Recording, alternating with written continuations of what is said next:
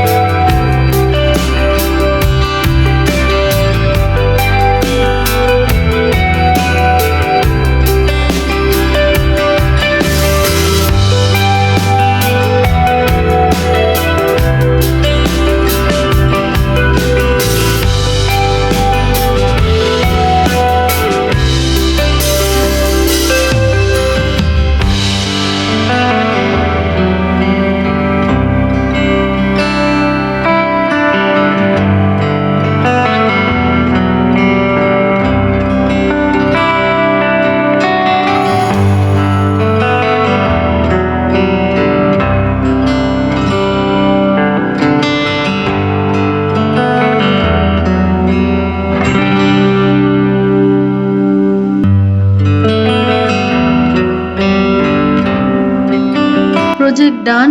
কেমন লাগলো কমেন্ট করে জানিও, লাইক করে দিও, সকল ফ্রেন্ডসের গ্রুপে শেয়ার করে দিও।